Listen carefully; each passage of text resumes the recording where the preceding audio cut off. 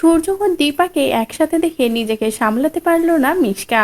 বেসামাল হয়ে সেনগুপ্ত বাড়িতে এসে সকলের সামনে নিজের মুখেই সবটা স্বীকার করে ফেললো। হ্যাঁ বন্ধুরা, অনুরাগের ছোঁয়ার আগামী পর্বগুলোতে আমরা ঠিক এমনটাই দেখতে চলেছি। দীপা তো খুব ভালো করেই বুঝতে পেরেছে যে এই সবকিছুর মূলে মিশকা আছে।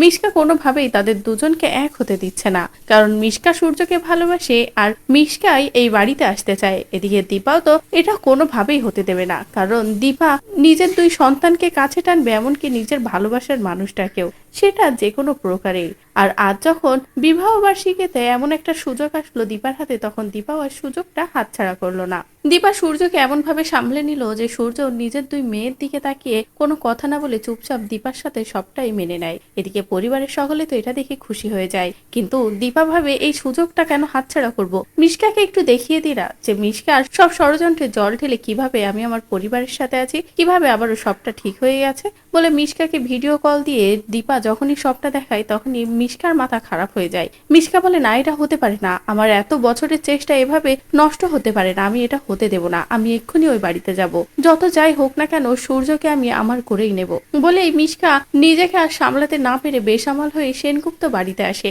তাড়াহুড়ো করে সেনগুপ্ত বাড়িতে এসে সকলের সামনে চিৎকার করে সূর্য বলে ডেকে ওঠে আর বলে, সূর্য এই মেয়েটা এখানে কি করছে, তুই দীপাকে কেন এই বাড়িতে এনেছিস? আমি তোকে ভালোবাসি, আমি তোর আর দীপাকে কখনো এক হতে দেব না, আমি তোকে পাওয়ার জন্য অনেক কিছু করেছি, আর আজকে না তুই সেই দীপাকেই আবার কাছে টানলি, দীপাকে আবার বিয়ে করে নিলি, এটা আমি কোনোভাবেই মানতে পারছি না। কেন করলি তুই এটা? কেন এভাবে আমাকে ঠকালি? যখনই মিশকা এই সমস্ত কথা বলে তখনই সূর্যের মাথা ঘুরে যায় যে মিশকা এসব কি বলছে। সূর্য বলে, মিশকা তার মানে সবটা তোর ষড়যন্ত্র ছিল, তুই প্ল্যান করে সবটা করেছিস, আমার জীবনটা তছনছ করেছিস, আর আমি তোকে কেন ভালোবাসতে যাব, তুই তো আমার শুধুমাত্র বন্ধু। ঠিক তখনই মিশকা বলে, না এটা হতে পারে না, কিন্তু আমি তোকে তো ভালোবেসেছি, তোকে পাওয়ার জন্যই আমি সবকিছু করেছি।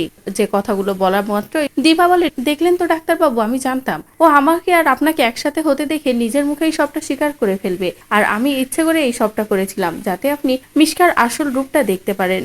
এরপরে তো সূর্যেরও হুঁশ ফেরে, অন্যদিকে মিশকা নিজের চালে নিজেই ফেসে যায়। তো বন্ধুরা, এভাবেই যদি এবার মিশকা নিজের চালে নিজেই ফেসে যায়, সকলের সামনে এভাবেই ধরা পড়ে যায়, তাহলে সেটা দেখতে তোমাদের কেমন লাগবে কমেন্ট করে জানাও। পরবর্তী আপডেট পেতে চ্যানেলটি সাবস্ক্রাইব করো।